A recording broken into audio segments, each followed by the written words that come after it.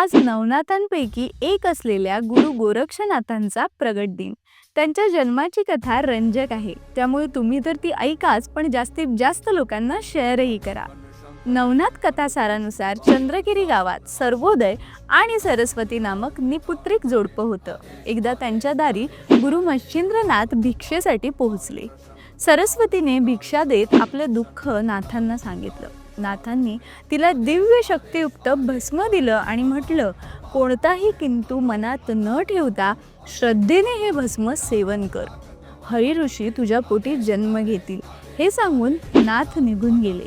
तिच्या आजूबाजूच्या स्त्रियांनी हे चेटूक असेल असं म्हटल्यामुळे सरस्वतीने ते भस्म गायीच्या शेण फेकण्याच्या जागी फेकून दिलं.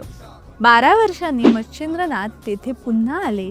घडला प्रकार त्यांना कळला. ते लगेच गायीच्या शेण फेकण्याच्या जागी गेले. तिथे राखेचा ढीग साचलेला.